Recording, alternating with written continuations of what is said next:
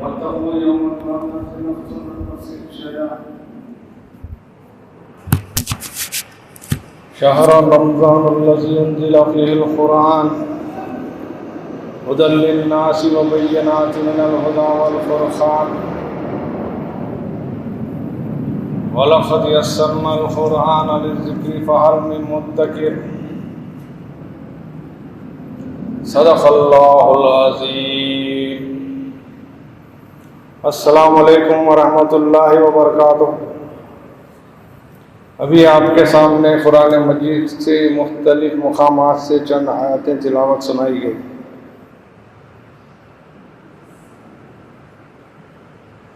جمعہ کے خطبے کا مقصد 8 دن سے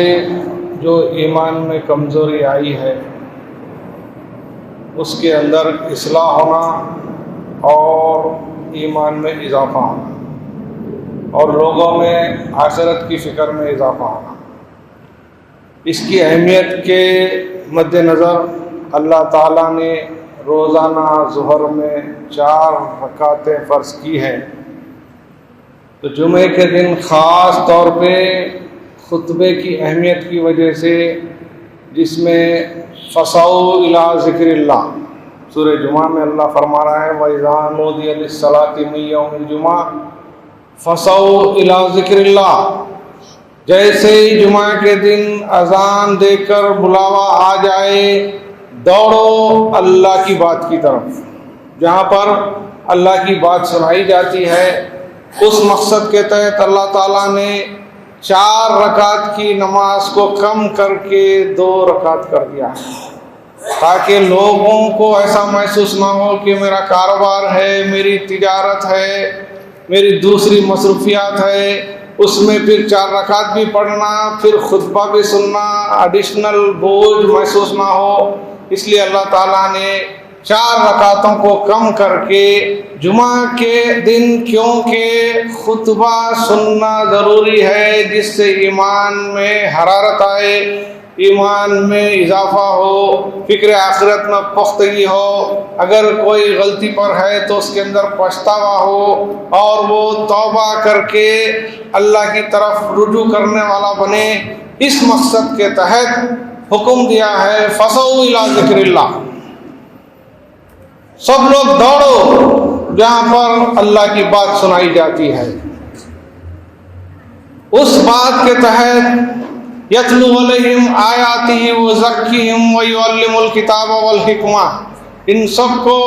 اللہ کی آیتیں سناؤ اور اس سے ان کا تزکیہ کرو، ان کی سروسنگ کرو، ان کے اندر جو گمراہیاں اور کوتاہیاں معاشرے، ماحول اور شیطان کی وجہ سے آ رہی ہیں، اس کتاب کے علم کے تحت ان کو وہ باتیں بتائی جائیں جس کو وہ کرے اور وہ باتوں سے متنبہ کیا جائے جس سے وہ بچے، ورنہ ان کا انجام دوزخ کا عذاب ہے اور وہ بہت بری جگہ ہے، وہ بئس المصیر۔ اس مقصد کے تحت جیسے ہی اذان کے تحت بلایا جائے فوری مسجد کی طرف دوڑو اور اللہ کی بات سننے میں مصروف ہو جائے۔ ذالکم خیر لکم ان کنتم تعلمون، یہ تمہارے بہتر کے لیے ہے اگر تم سمجھو۔ فَإِذَا قُضِيَتِ الصَّلَاةُ فَانتَشِرُوا فِي الْأَرْضِ، جیسے ہی پھر خطبہ سننے کے بعد نماز ہوتی ہے وہ نماز ادا کر لو، زمین پر پھیل جاؤ اللہ کے رزق کی تلاش کے لیے، اپنے کاروبار میں مصروف ہو جاؤ، اس طرح کاروبار کرو جس طرح تمہیں ابھی خطبے میں ہدایت ملی تھی کہ جو کام کرنے سے اللہ نے منع کیا ہے وہ تمام کاموں سے بچنا ہی ہمارا مقصد حیات ہو، ہمارا مقصد حیات رضا الہی اور فلاح آخرت ہو۔ اس کی رہنمائی کے لیے اللہ تعالیٰ نے قرآن مجید نازل کی ہے۔ شہر رمضان الذی انزل فیہ القرآن ھدی للناس وبینات من الھدی والفرقان، رمضان کا وہ مہینہ ہے جس میں اللہ نے قرآن نازل کی ہے، جس کے 3 مقصد ہیں۔ پہلا مقصد یہ ہے ھدی للناس، تمام انسانوں کے لیے طریقہ زندگی اس میں بتا دیا گیا ہے کہ کیا کرنا ہے اور کس چیز سے بچنا ہے۔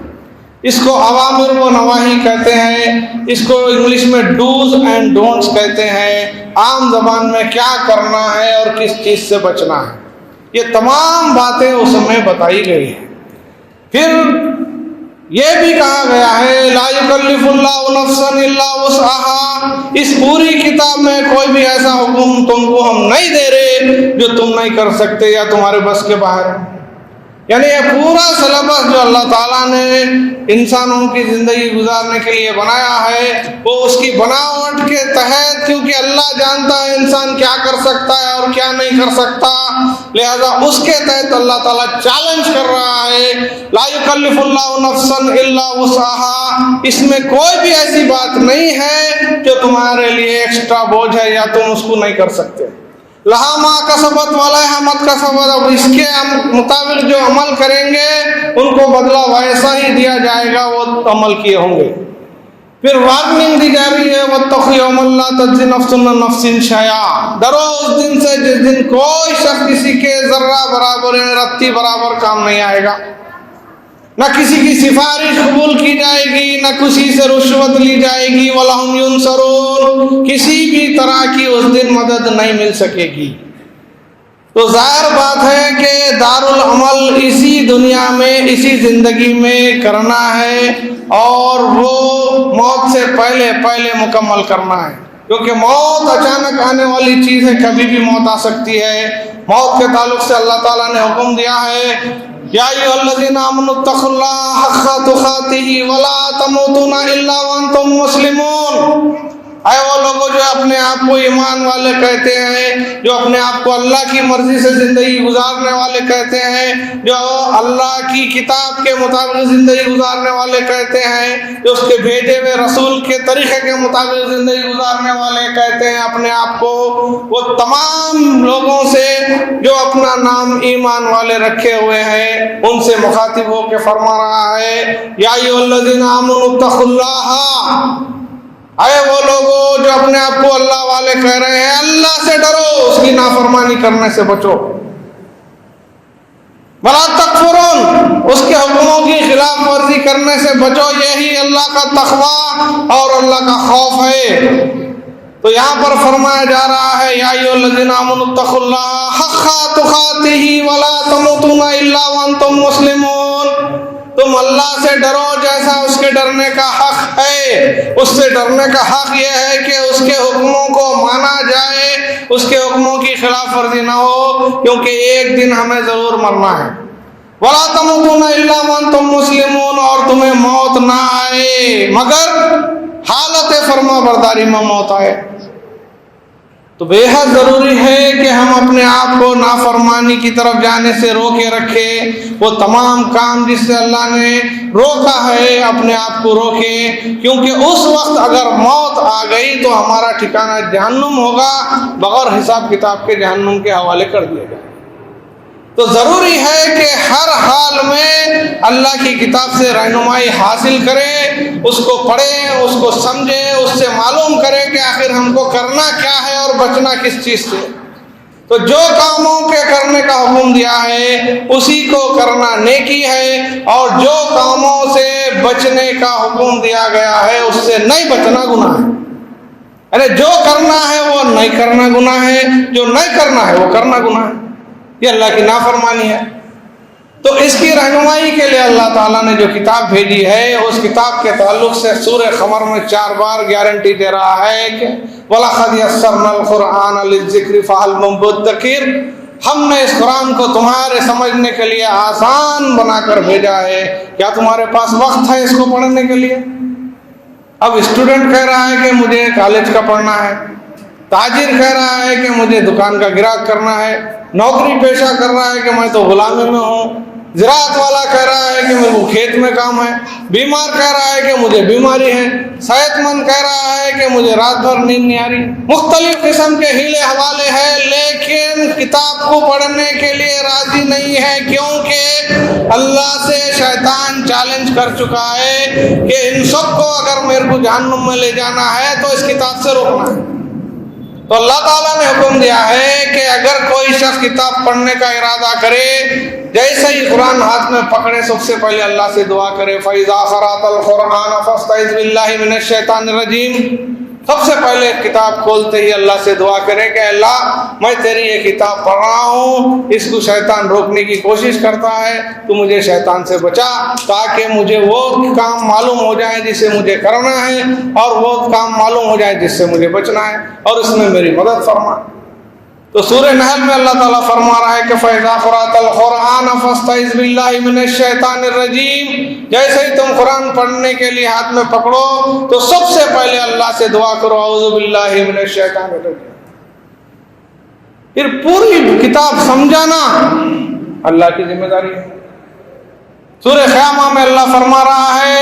لا تحرک بلسانک لتعجل بہ ان علینا جمعہ وقرآنہ، اس کو پڑھنے میں جلدی جلدی مت کرو، غور سے پڑھو، ورتل قرآن ترتیلا، رک رک کے غور کرتے ہوئے پڑھو،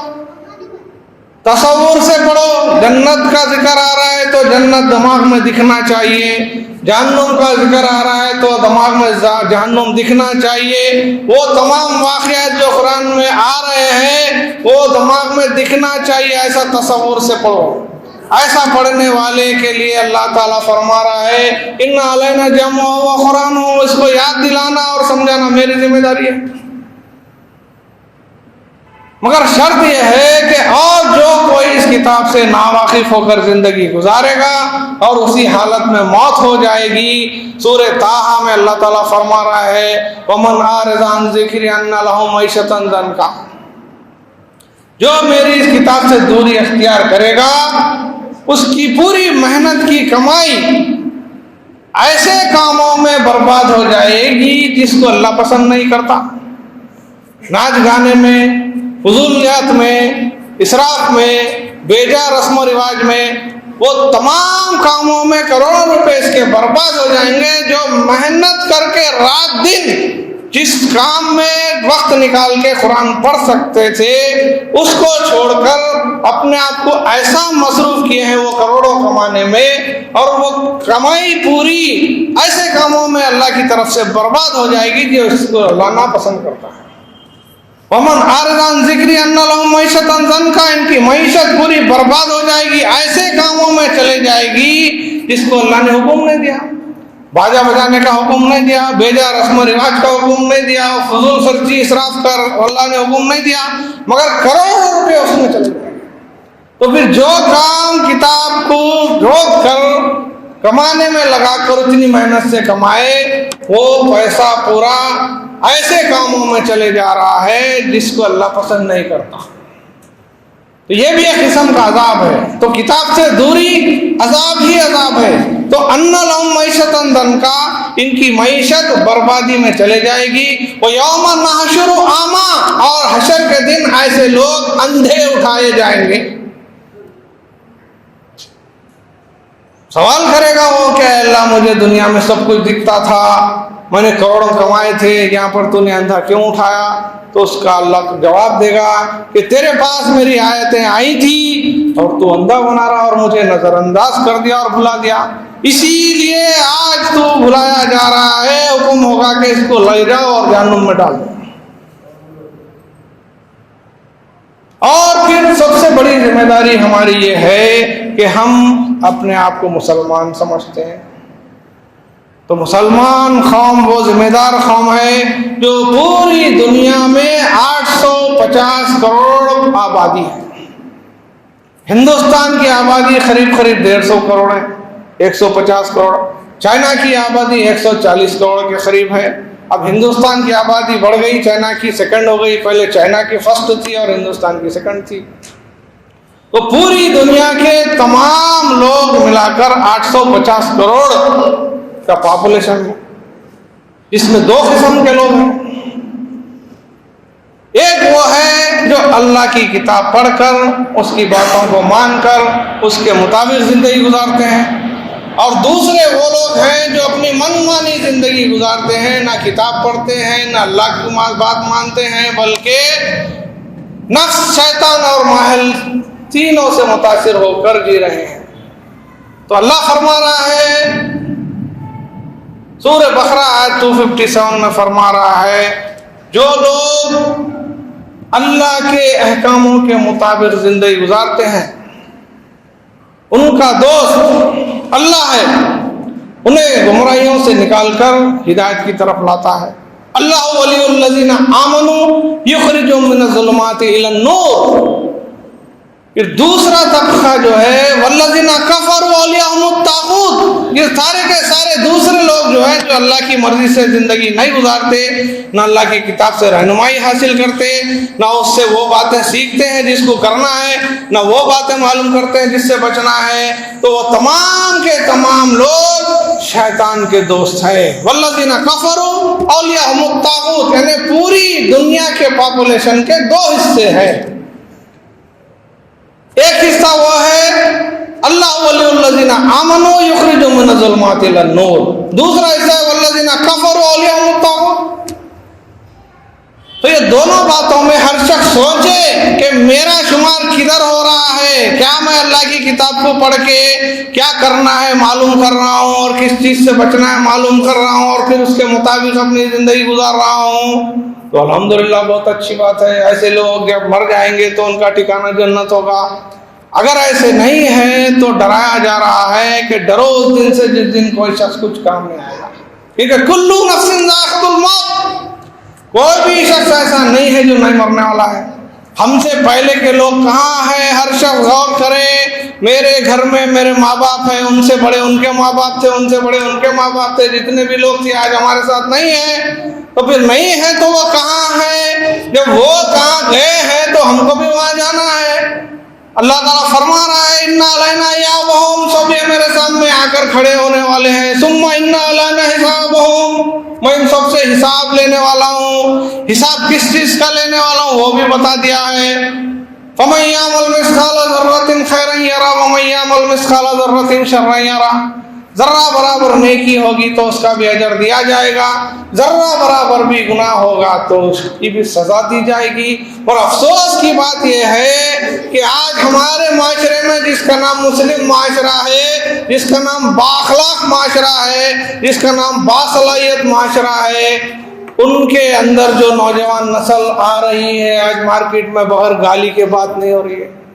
ماں بہن کے سوا کوئی بات نہیں کر رہا، منہ میں بھرے ہوئے گٹکے ہیں، جدھر چاہے ادھر تھوک رہے ہیں، سگریٹوں کی بھرمار ہے۔ یہ کیسا ہو سکتا؟ اللہ اور اس کے رسول تو چیلنج کر رہے ہیں کہ ہماری قوم ایسی ہو ہی نہیں سکتی۔ بار بار اعلان کیا جا رہا ہے کہ اللہ اکبر اللہ اکبر اللہ اکبر اللہ اکبر، اللہ ہی سب سے بڑا ہے، دوسرا کوئی نہیں ہے، بار بار اعلان کیا جا رہا ہے۔ پھر اللہ کہہ رہا ہے کہ میری قوم بھی اکبر ہونا چاہیے۔ پورے لوگوں میں اللہ کو ماننے والی جو قوم ہے یہ بھی سب سے اکبر ہونا چاہیے، ہر قسم سے مضبوط، علم میں مضبوط، عمل میں مضبوط، سچائی میں مضبوط، انصاف میں مضبوط، فیصلے کرنے میں مضبوط۔ کوئی کسی کو مشورہ ان کے لیے بلائے تو ان کے جا کر فیصلے کرنے میں مضبوط، ہر قسم سے مضبوط ہونے کے بعد ایسی قوم کی طرف لوگ آ کے وہ قوم میں ملنے کی خواہش رکھتے ہیں۔ یہ اس وقت ممکن ہے جب اس مسجد میں درس قرآن، تعلیم القرآن کا نظام ہو، اس میں سب کو قرآن سنائی جائے، پوروں کو اس قرآن کی طرف خریب کیا جائے، پوروں کے اندر قرآن کا علم بھرا جائے، پوروں کو کیا کرنا ہے اور کس چیز سے بچنا ہے وہ یاد دلایا جائے۔ جب یہ باہر نکلیں گے، جب اس کے مطابق عمل کریں گے تو اس کے اطراف و اطناف کے لوگوں کو دیکھ کر ساری دنیا پریشان ہو جائے گی کہ کتنا اچھا ماحول ہے، اتنی بہترین مسجد ہے، اس مسجد میں بہترین تعلیم ہے، یہاں پر کوئی سگریٹ نہ پیتا ہے نہ کوئی بیچتا ہے، نہ کوئی گٹکا کھاتا ہے نہ کوئی بیچتا ہے، نہ پورے روڈ پہ پورا پھر کے گلی گلی دیکھے تو کہیں بھی گٹکا تھوکتا ہوا نظر نہیں آ رہا، کوئی سگریٹ پیتا ہوا نظر نہیں آ رہا، کوئی جھوٹ بولتا ہوا نظر نہیں آ رہا، کوئی دھوکہ دیتا ہوا نظر نہیں آ رہا، کوئی شراب کو ہاتھ نہیں لگاتا۔ یہ مقصد کے تحت مسجد میں جمع ہونا ہے، جمعہ کے خطبے سے انسانوں کی اصلاح ہونا ہے۔ رسمی طور پر جمعہ کو آ جائے، صرف ٹائم دیکھتے رہے کہ جلدی ختم ہو جائے، نماز پڑھ لو اور نکل جاؤ، پھر اماں بہن کی گالیوں میں لگ جاؤ۔ ایسے لوگوں کے لیے اللہ فرما رہا ہے وَيْلٌ لِّلْمُصَلِّينَ الَّذِينَ هُمْ عَنْ صَلَاتِهِمْ سَاهُونَ، ایسے تمام نمازیوں کے لیے خرابی ہے، ویل ہے جو اپنی نماز تو پڑھ رہے ہیں مگر نماز میں جو باتیں اللہ کے سامنے قبول کر رہے ہیں اس کے خلاف زندگی کر رہے ہیں، دھوکہ دے رہے ہیں، اپنے آپ کو دھوکہ دے رہے ہیں، اللہ کو دھوکہ دے رہے ہیں۔ نماز میں کہہ رہے ہیں التحیات للہ والصلوات والطیبات، ہر شخص یہ نماز پڑھنے والا کہہ رہا ہے میری زندگی، میرا جینا، میرا مرنا، میری نماز سب کچھ اللہ کے لیے ہے۔ جب سب کچھ اللہ کے لیے ہے تو گٹکا کیسا بک رہا ہے، سگریٹ کیسا بک رہا ہے، شراب کیسا بک رہا ہے، جھوٹ کیسا چل رہی ہے، دھوکہ کیسا ہو رہا ہے۔ جب لوگ سارے کے سارے جمعہ کی نماز کے لیے بھر جا رہے ہیں تو اس کا مطلب یہ ہے کہ سارے لوگ اللہ کے سامنے وعدہ کر رہے ہیں التحیات للہ والصلوات والطیبات، میری ساری چیزیں اللہ کے لیے ہے، میری زندگی، میرا جینا، میرا مرنا، میری حیات، میری کمائی، میری صلاحیت، سب کچھ اللہ کے لیے ہے۔ جب سب کچھ اللہ کے لیے ہے تو معاشرہ کتنا اچھا ہونا چاہیے۔ کسی کے زبان سے گالی نکلنا تو دور کی بات، کوئی دوسرا بھی گالی دے رہا ہے وہ تو جا کے طریقے سے سمجھا کے اس کی بھی اصلاح کرتا ہے۔ یہ ہوتا ہے مسلمان۔ پھر ایسے مسلمانوں کا نام اللہ تعالیٰ نے قرآن میں امت وسط رکھا ہے، وَكَذَلِكَ جَعَلْنَاكُمْ أُمَّةً وَسَطًا لِتَكُونُوا شُهَدَاءَ عَلَى النَّاسِ، اتنی بڑی ذمہ داری ہم کو دی ہے کہ تم بیچ میں کھڑے ہو، کہ رسول اللہ صلی اللہ علیہ وسلم سے دین اسلام کی تعلیمات تم لیے ہیں، جس تک دین کی تعلیمات نہیں پہنچی ہے وہ قوموں تک تمہاری ذمہ داری ہے کہ پہنچانے کے۔ تم ڈاکٹر ہو، وہ بیمار ہے تو بیماروں کا علاج کرنے کی ڈاکٹر کی ذمہ داری مسلمانوں کو دی گئی ہے۔ اللہ فرما رہا ہے کہ جس طرح اللہ سے لے کر تم تک پہنچانے کی ذمہ داری رسول اللہ صلی اللہ علیہ وسلم نے نبھائی اور اللہ کو گواہ بنا لیا کہ تمام لوگوں سے کہہ دیا کہ کیا میں نے تم تک تمام چیزیں نہیں پہنچائی؟ ساروں نے جواب دیا رسول اللہ آپ نے پہنچا دیا ہے۔ پھر اللہ سے فرمایا کہ اللہ تو بھی گواہ رہنا کہ ایسا نہ ہو کہ کل یہ جو بدل نہ جائے۔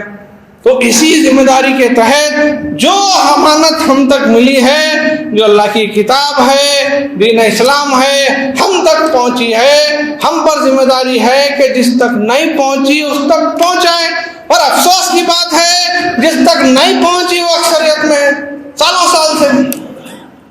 75 سال 80 سال سے انہوں میجارٹی میں ہے، اور جس تک پہنچی اگر انہوں کام کرتے تو انہوں میجارٹی میں آتے تھے،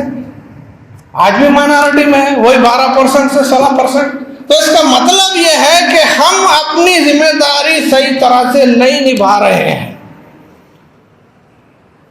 ہم قرآن کو حاصل کرنے کے لیے وقت نہیں لگا رہے ہیں، ہم اپنی زندگی میں اسلام کو بھرنے کے لیے کام نہیں کر رہے ہیں۔ ایسی حالت میں کیا ہوگا؟ سورہ محمد میں اللہ وارننگ دے رہا ہے، آخری آیت ہے سورہ محمد کی، اس کو پڑھ کے دیکھیے۔ سورہ محمد کی آخری آیت کا ترجمہ اور اس کی تفسیر دیکھیے، اس میں اللہ فرما رہا ہے کہ جو کوئی بھی مجھ سے وعدہ کر کے مکر جائیں گے میں ان سب کو تباہ و برباد کر دوں گا، اور ان کے بجائے دوسری قوم کو لاؤں گا، پھر یہ دن ان کو سکھاؤں گا اور یہ کام میرا وہ لوگ کریں گے اور ان جیسے دھوکے باز نہیں ہوں گے۔ تو کیا ہم اللہ کے عذاب کے منتظر ہیں؟ تو اللہ فرما رہا ہے ابھی بھی وقت ہے۔ سورہ فرقان کی آیت نمبر 70 میں اللہ فرما رہا ہے ابھی بھی وقت ہے، الا من تابا، فوری توبہ کرو، پورے کے پورے لوگ اپنی غلطی سے، اپنی کوتاہیوں سے توبہ کرو۔ اللہ ہم کو کتاب سمجھ کر پڑھنا چاہیے تھا، ہم نے نہیں پڑھا ہے، ہمیں معاف کر دے، ابھی ہم زندہ ہیں، ہماری توبہ کو قبول فرما۔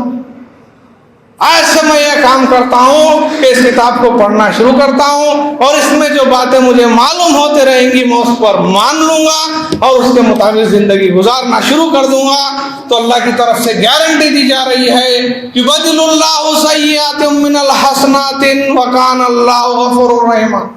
ایسے لوگوں کے جو توبہ کرتے ہیں، کتاب پڑھ کر اس کی باتوں کو مان لیتے ہیں اور اس کے مطابق اپنی زندگی بدل دیتے ہیں اور اس کی باتوں کو دوسروں تک پہنچانے کی ڈیوٹی پر لگ جاتے ہیں، تو ایسے تمام لوگوں کے پچھلے گناہوں کو اللہ تعالیٰ نہ صرف معاف کرے گا بلکہ نیکیوں میں بدل دے گا. یبدل اللہ سیئات من الحسنات. سورہ فرقان 25 نمبر کا سورہ ہے، 70 نمبر کی آیت ہے. اس کو کھول کر اس کا ترجمہ اور تفسیر دیکھیے.